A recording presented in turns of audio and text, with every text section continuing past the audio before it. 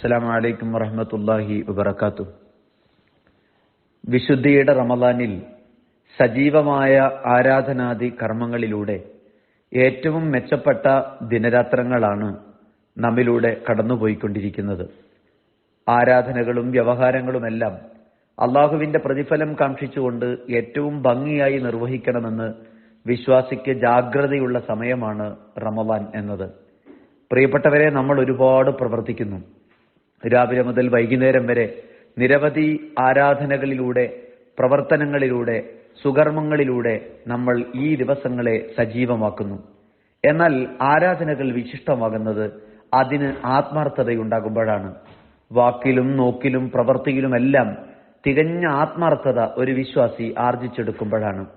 ഹബീബായ നബി സല്ലല്ലാഹു അലൈഹി വസല്ലമ തങ്ങളോട് ഒരിക്കൽ ഒരു അനുചരൻ വന്ന് ചോദിച്ചു, പ്രവാചകരെ, എനിക്കൊരു ഉപദേശം പറഞ്ഞു തരുമോ?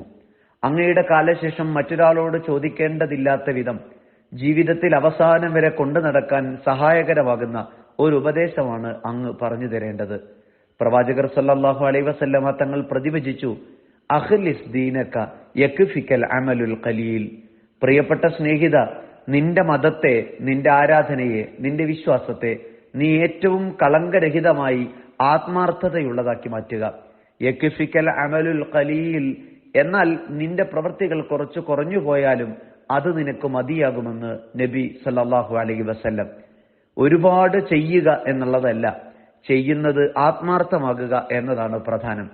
ആരാധനകൾ നിറയെ നിർവഹിക്കുക എന്നുള്ളതല്ല, നിർവഹിക്കുന്ന ഓരോ ആരാധനകളും വിശ്വാസത്തിന്റെ ആത്മീയതയെയും ആത്മാർത്ഥതയുടെ നിറവിനെയും നിലനിർത്തുന്നതാവുക എന്നതാണ് പ്രധാനം.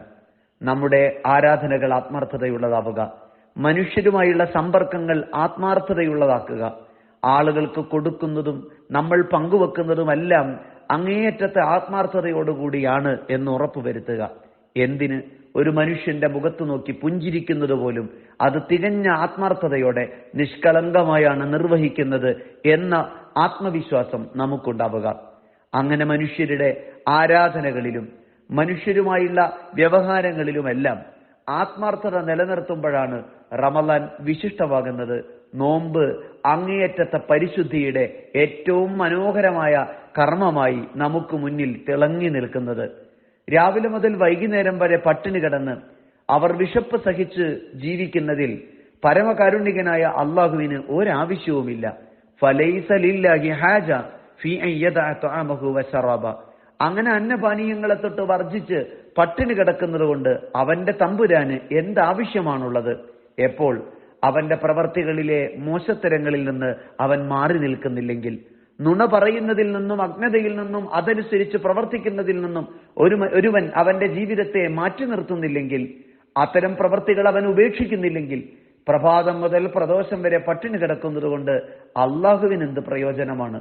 പട്ടിണിയിൽ പോലും ആത്മാർത്ഥതയുണ്ടാവുക, വിശപ്പിന്റെ വേദനയിലും തികഞ്ഞ ആത്മാർത്ഥത കാണിക്കുക. അങ്ങനെ ഇന്നത്തെ കാലത്ത് കപടതയും കാപ്പട്യവുമെല്ലാം നിലനിൽക്കുന്ന ഒരു ലോകത്ത് ആത്മാർത്ഥതയും നിഷ്കളങ്കതയുമുള്ള ആളുകളാകാൻ പരിശ്രമിക്കലാണ് ഒരുപാട് പ്രവർത്തിക്കുന്നതിനേക്കാൾ കുറഞ്ഞ പ്രവർത്തികൾ ആത്മാർത്ഥതയുണ്ടാക്കുന്നതിലാണ് നമ്മൾ പരിശ്രമിക്കേണ്ടത്. സർവശക്തനായ അള്ളാഹു അനുഗ്രഹിക്കുമാറാവട്ടെ. അസ്സലാമു അലൈക്കും വറഹ്മത്തുള്ളാഹി വബറകാതുഹു.